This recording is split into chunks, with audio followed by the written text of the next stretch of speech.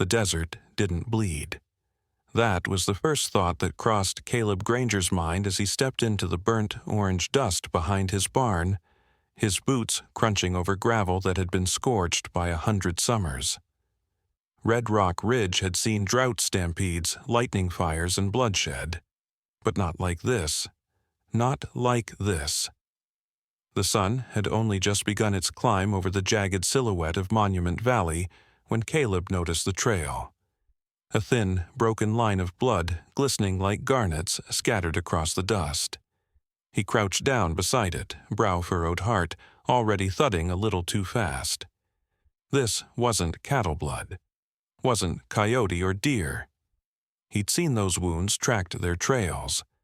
This blood came from something or someone larger. A shape slumped by the stone wall of his well caught his eye. Caleb's hand went instantly to the revolver at his hip, the instincts of 12 years on the frontier, clicking into place like a rifle bolt.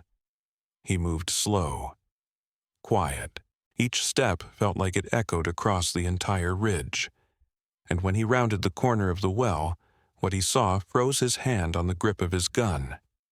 There, curled against the stone like a broken wing, lay a young native warrior.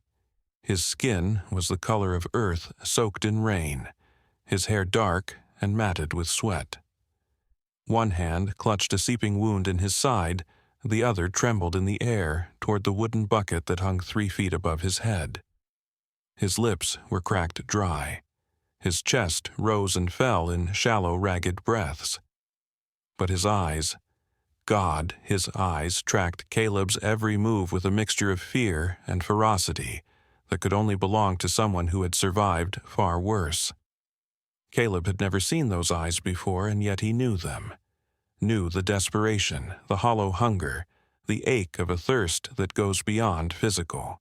It reminded him of the summer of '42, when water had vanished for weeks, and he'd nearly gone mad with dryness, licking dew off rocks before the sun could claim it. Those were the eyes of a man who had tasted the edge of death, and wasn't yet convinced he'd come back from it. A whisper broke the silence. Not a threat, not a curse. Just one word rasping out between bloodied lips. Water? Caleb's breath hitched. He should have walked away. Hell, every man within 50 miles would say the same, leave the body to the buzzards. Or, better yet, put a bullet in the poor bastard and bury him deep where nobody'd ever find it. You didn't nurse wounded warriors from the Ute tribes on your land unless you had a death wish. You didn't show mercy when the law would call it treason. Not in 1853, not in Red Rock Ridge. But something made Caleb stay. Maybe it was the way the warrior hadn't begged, or the eerie silence of the land around them like even the wind was holding its breath. Or maybe, and this was a thought he wouldn't let himself believe, until much later it was because Caleb had been just as lost once, and no one had lifted a hand for him. He reached for the bucket. The water was warm, tasting faintly of minerals and stone. He tilted the rim to the stranger's lips, watching as the man drank like a man drowning. 1 gulp, 2, then 3 full buckets, until the warrior could hold the rim steady with shaking hands. Color began to return to his cheeks. His breathing deepened, but the blood still came. Caleb stared at the wound. It wasn't an animal's doing, it was a bullet wound, fresh, still bleeding, and the burn around the edge close range. Someone had shot him up close and personal, and judging by the broken brush and blood trail that someone hadn't stopped to check if the job was finished. That meant they might still be coming. A chill crawled up Caleb's spine, despite the rising heat. His ranch was 20 miles from the nearest town, nestled into a crook of the ridge where few dared to settle, which meant whoever had followed that trail had done so deliberately, purposefully, and they might be just minutes away. The warrior seemed to know it too. With what little strength he had, he raised his hand and pointed to the western horizon. Then, slowly, deliberately, he dragged his finger across his throat. Danger. soon. Caleb's gut twisted. He knew what he had to do, he just didn't know if he had the guts to do it. There was the old root cellar behind the barn, dark, hidden, rarely used. He could hide the warrior there. Maybe they'd be lucky. Maybe whoever did this would miss the trail. But before he could move, he heard it. Hoofbeats, multiple, fast, getting louder. Caleb turned to the horizon. Dust was rising. Riders. 6 of them, maybe more, coming hard. And that was when Caleb realized he wasn't dealing with a stray wounded warrior. He was standing at the center of something far bigger, something deadly, something that would demand choices not even the desert could burn away. The hoofbeats came like thunder rolling down from the horizon, pounding across the cracked earth with a rhythm that Caleb Granger hadn't heard in years, not since the border raids during the High War days. He knew the sound. Not wild horses, not travelers. This was pursuit. 6 riders, maybe more, moving like men with a purpose and no patience left. Caleb stood frozen beside the old well, one hand unconsciously hovering near his holster. The young warrior, still hidden behind the stone wall, remained out of sight, but the weight of his presence pressed hard against Caleb's ribs. He felt it like a second heartbeat. Every step the riders took toward his land felt like a clock ticking down. When the men came into full view, Caleb didn't need an introduction to know who led them. The tall man at the front wore a long tan duster, the hem stained with travel, and grit his hat low over cold eyes that cut like glass. That was Sheriff Arden Clay. He was a name whispered with reverence and fear in every saloon from Santa Fe to the edge of Kansas territory. A man as known for keeping the peace as for how many lives he broke in the process. Behind him rode 5 deputies each with the look of men who'd buried too many bodies and lost count of whose side they were supposed to be on. The riders formed a loose half-circle as they slowed their horses, huffing and stomping against the parched ground. Caleb stepped forward to meet them, jaw-tight, posture loose but ready. He kept his eyes calm, his face unreadable, though every muscle screamed with the tension of the moment. Granger Clay greeted tipping his hat in mock civility. His voice was smooth, but carried the weight of authority like a boot stomping on dry bone. Heard we might find answers out this way. Got a trail of blood leading right to your well? Caleb shrugged casual. Coyote, maybe. Wounded buck. We get all kinds wandering through. Clay dismounted slowly, boots landing with a puff of dust. I don't usually ride for coyotes, Granger.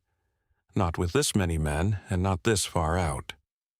The deputies spread out with silent precision eyes scanning the barn, the porch, the hills beyond. One of them, young Jittery, looked barely 20. The rest were carved from harder stuff. Clay walked toward the well, slow and deliberate. Caleb moved with him, hoping the warrior had the sense and strength to stay hidden behind the low stone wall. He could feel the sheriff's gaze sweeping the yard, calculating.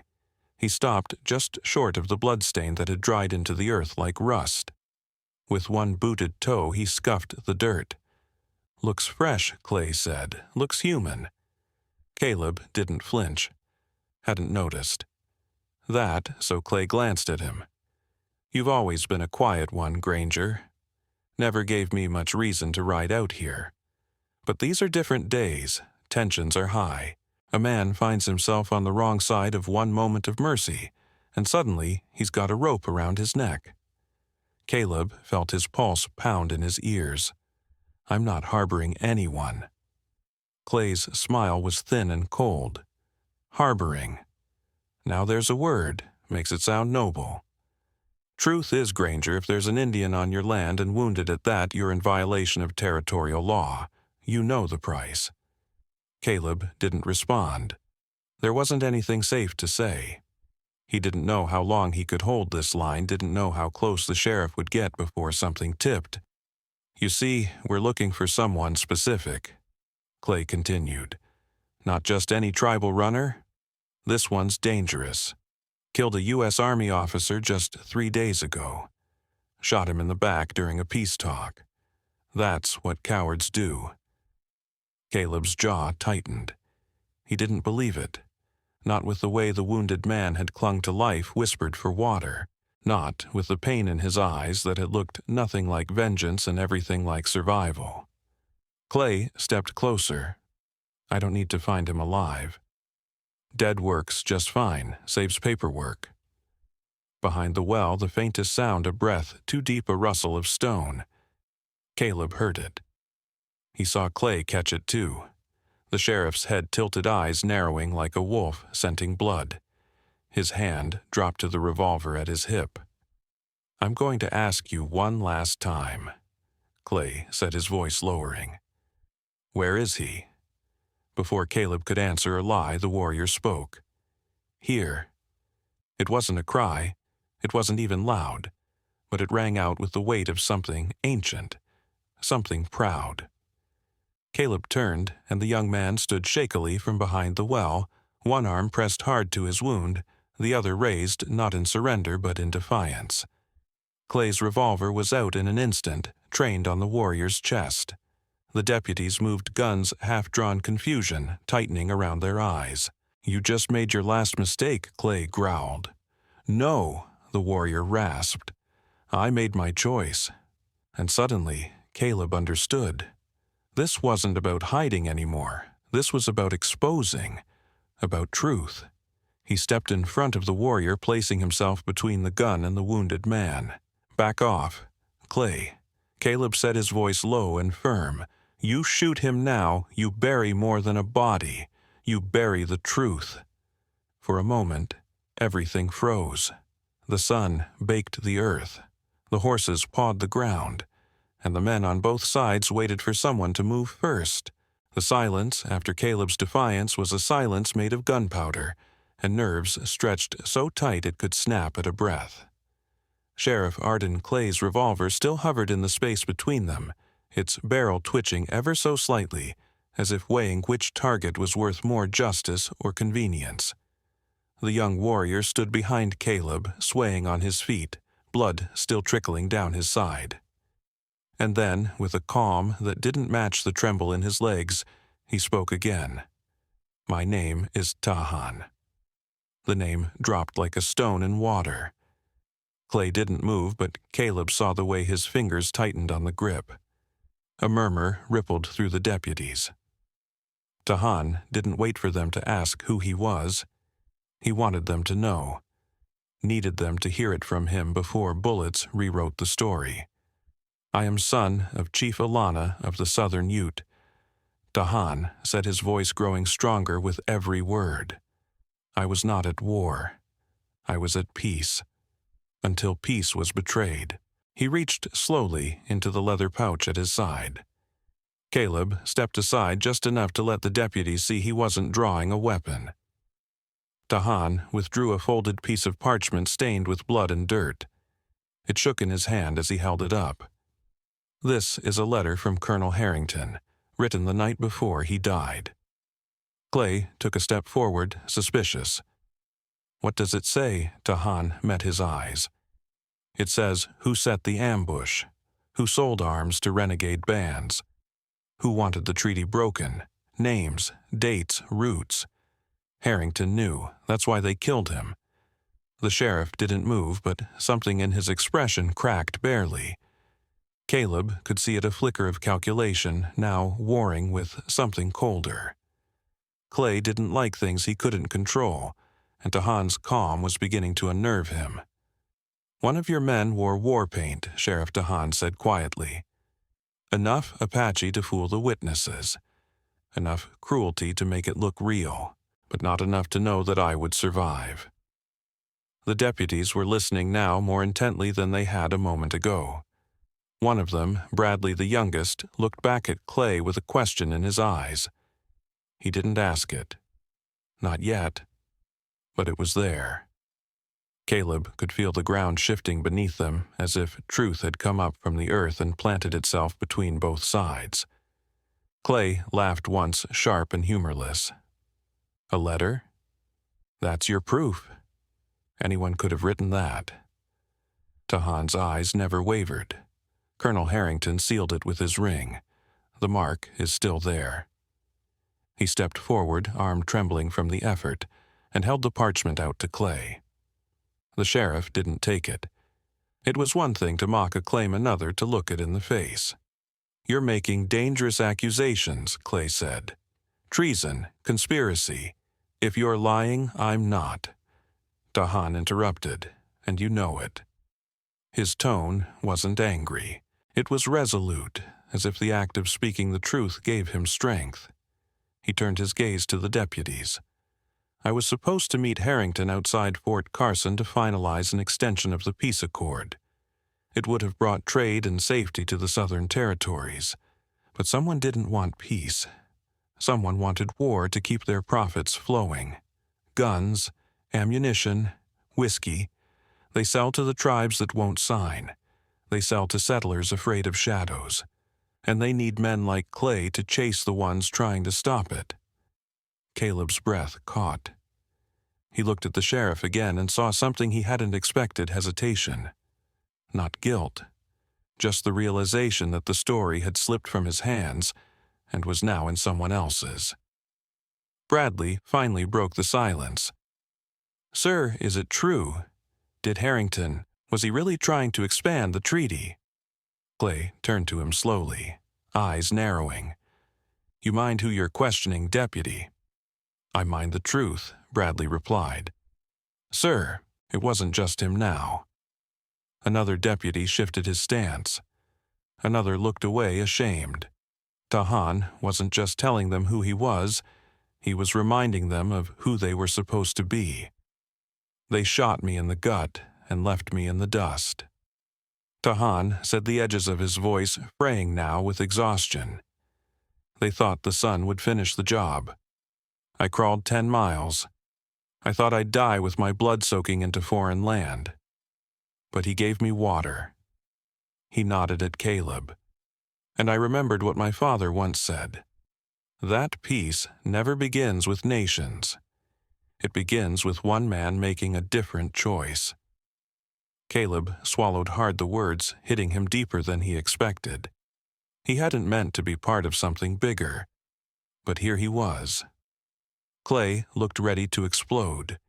His hand hadn't moved from the revolver, and now it seemed glued there, fingers twitching like they itched to fire and end the conversation. His eyes swept over his men, calculating who was still loyal. The numbers weren't as certain as before. Tahan took a breath.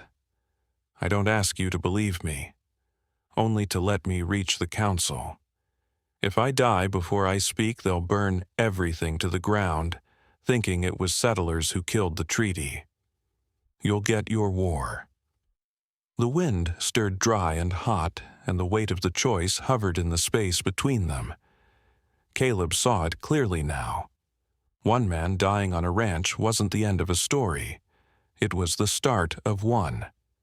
And if Tahan was right, they were standing on the brink of another firestorm. Sheriff Clay finally spoke, but not to Tahan. "You've got until sundown tomorrow," he muttered. "But if you're lying, you won't see another sunrise." Caleb felt the relief swell through his chest like a wave breaking. Tahan nodded once, sharp and grateful. No one moved for a long moment. Then the sheriff turned on his heel and stalked back toward his horse, his men hesitating only a second before following. Caleb watched them ride away, the dust from their departure already settling. Tahan sank to the ground beside the well, his body shaking with the release of adrenaline and pain. Caleb knelt beside him. "You just bought yourself some time," he said softly. Tahan looked up, his eyes clear. "No," he whispered. "We just bought the world a little more peace." The sun was dying in the sky, bleeding gold and crimson over the jagged outline of Red Rock Ridge. Shadows lengthened across the dry earth as the wind picked up whispering warnings that only the wise would hear. Caleb Granger stood near the porch of his ranch house, eyes locked on the horizon. Sheriff Arden Clay and his men had retreated hours ago, but the silence they left behind was heavier than any threat. Caleb didn't trust silence, not after today. Tahan rested in the old root cellar wrapped in a wool blanket, the wound on his side cleaned and bound as best as Caleb could manage. His strength was slow to return, but his will was unbreakable. He had spoken his truth, handed over proof, and exposed a conspiracy deeper than any of them had expected.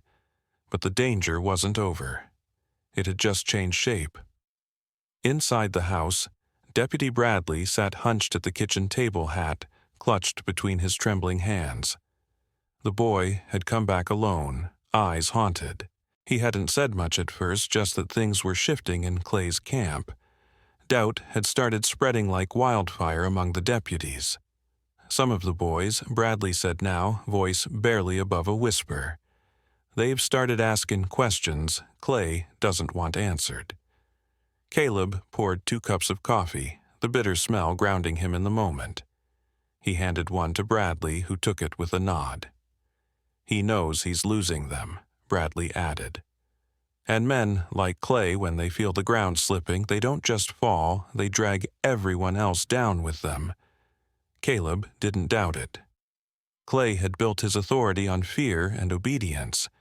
He would not tolerate cracks in the foundation. If he suspected his men were wavering, he'd act. Desperately, violently. Tahan emerged from the cellar just as the last sliver of sun disappeared behind the rocks.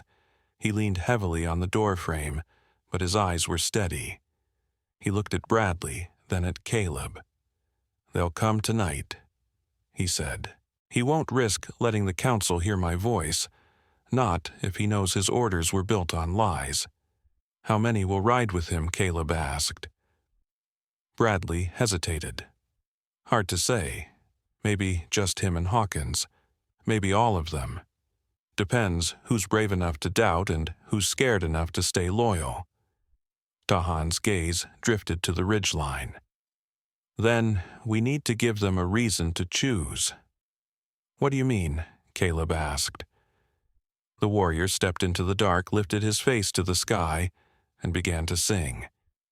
It wasn't loud, it wasn't even in English, but it carried soft and haunting the kind of sound that didn't seem to come from the throat, but from the bones. A song of warning, a song of return. Bradley looked startled. "What is that a message?" Tahan said. "They'll hear it." "My people." Caleb felt it too, that tremor in the air, as if the land itself was listening. The song wasn't just a call for help, it was a declaration, a marker. The Apache hadn't vanished, they hadn't run, they were near, and they would answer. As the night deepened, so did the tension. Caleb checked and rechecked his rifle-lit lanterns in the barn and made sure Tahan was hidden again, though not buried. He refused to bury the truth. Not now. It was past midnight when the sound returned. Hoofbeats. Not many, but fast. Angry. Caleb stepped onto the porch, rifle in hand. The moon hung high, casting just enough light to show 3 riders cutting across the ridge toward the ranch. Sheriff Clay was at the lead, Hawkins behind him, and one more Caleb didn't recognize. No hesitation in their approach this time. They were here for blood. Clay reined in just short of the fence. "Evening, Granger," he said too calmly. "I came for what's mine." Caleb didn't lower his gun. "He's not yours. He's a witness." Clay's smile was a jagged thing. "He's a traitor. And if you're protecting him, so are you." "He didn't kill Harrington," Caleb said. "You know that. You just don't want anyone else to find out who did." Hawkins slid off his horse fingers, brushing the butt of his pistol. "This can go easy, or it can go fast." Behind Caleb, a sound cracked through the night leaves, rustling boots shifting. Bradley stepped out from the barn, rifle raised. "It's not going either way," he said. "You're done, Clay." The sheriff froze. For the first time, Caleb saw uncertainty in his eyes. Just a flicker, but it was there. "You bringin' this boy into it?" Clay growled. "I brought myself," Bradley replied. "You said we were hunting a killer, but we're the ones being used to kill the truth." More movement came from the tree line, shapes emerging, dozens, silent, steady. Apache riders, warriors, elders, even women surrounded the ranch in a wide circle. They did not draw their weapons. They didn't need to. Clay turned his revolver out before the thought finished forming. But Caleb was faster. The shot rang out and Clay's gun flew from his hand. He staggered back, not hit, but shocked. Hawkins raised his weapon, but a sharp whistle cut through the air. Arrows didn't fly, but they could have. They all knew it. Tahan stepped into the moonlight, bloodied but upright. His voice rang clear. No more lies, no more blood. Clay looked around and realized he had no control left. Not over his men, not over his enemies, not over the land that no longer feared him. He dropped to his knees. And in that moment, Caleb saw it what power looked like when stripped of fear. It wasn't loud, it wasn't cruel, it was truth. And that finally was stronger than any badge. The dawn that broke over Red Rock Ridge the next morning did not come with fire or vengeance. It came with a strange stillness, a quiet born not from fear, but from something deeper respect. The standoff had ended with no bloodshed. Sheriff Arden Clay had been taken into custody by his own men. Hawkins surrendered soon after, his eyes hollow, as if he had watched something sacred unravel before him. The third rider had dropped his gun the moment he saw the Apache circle forming and hadn't said a word since. But what came after the hours that followed was what stayed in Caleb Granger's soul. Tahan stood beneath the pale morning sky, his wound freshly tended by the tribe's medicine man. He had refused to rest until the council arrived, and they did, led by his father, Chief Elena. The old man rode at the head of a solemn procession that descended the ridge like a vision from another world. His face was carved with age and wind eyes sharp but not cruel. Around him were warriors, elders, and scouts, some of whom had not stepped foot near settler land in decades. When he dismounted, Elena said nothing at first. He approached Tahan with the slow dignity of a mountain taking shape, then embraced his son in silence. Caleb saw the tension melt from Tahan's shoulders in that moment. It wasn't just survival, it was homecoming. The chief turned to Caleb next. There was no suspicion in his eyes, no guarded stare. Only curiosity and gravity. Elena studied him the way a man studies land before building something that must last. "You gave my son water," he said at last, his English deliberate but fluent. "I did," Caleb replied. "Didn't know who he was. Just knew he was dying." The chief nodded. Sometimes that is when men show their truest self. From the leather satchel carried by one of the younger warriors, Elena withdrew a rolled hide bound in dyed thread. He handed it to another tribal leader, who opened it before the council and Sheriff Clay's former deputies. The document inside was Colonel Harrington's letter, and next to it lists names. Everything Tahan had claimed. Proof not just of treason, but of a machinery of war fueled by greed, masked by law. The silence that followed its reading was profound. Deputy Bradley, standing at Caleb's side, looked older than he had the day before. Maybe because he now understood that justice didn't wear one badge. Sometimes it rode into a man's life looking like a stranger in pain. "What happens now?" Bradley asked. Elena turned to Tahan. The young warrior answered. "We take the evidence to the capital. With the sheriff discredited and the witnesses, you have the treaty can't be ignored. And if they still try," to Bradley asked. Tahan's eyes were calm. "Then the people will know the truth. And truth spreads faster than fear when men choose to carry it." That afternoon the tribe began preparing to leave. Horses were watered, supplies divided. But before they departed, something happened that Caleb would never forget. Chief Elena called him to the center of the clearing. The warriors formed a wide circle around them, silent and still. Tahan stepped forward and stood beside his father. "You were not born of our blood," Ilana said, "but you acted with the heart of a warrior, not with violence but with mercy, not because of orders but because it was right." Caleb stood unsure of what to say, dust clinging to his boots, his shirt still stained with yesterday's sweat and tension. Then Elena lifted a lance. Its shaft was carved from old pine, smoothed by generations. Feathers hung from its base, each a mark of honor. Beads spelled names Caleb could not read but felt. "This belonged to my grandfather," Elena said, "and his grandfather before him. It has only passed to blood kin until now." Caleb's breath caught as the chief placed the weapon in his hands. "You are brother to our people now," he continued. "You kept peace alive when others tried to kill it.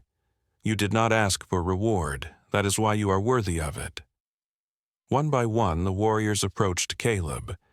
Each laid a hand on his arm or shoulder. No words, just contact acknowledgement. Not of debt, of kinship. It wasn't ceremony, it was communion. Tahan stood last. He looked at Caleb not as a man saved, but as an equal. "You gave me more than water," he said. "You gave me time. You gave me a future." "I gave what I had," Caleb answered. "Didn't feel like enough." Sometimes Tahan said enough is just doing the thing no one else would. As the Apache rode out, Caleb watched until they became part of the dust again. Gone, but not erased. Weeks later, news reached Red Rock Ridge. Clay and Hawkins were tried and convicted.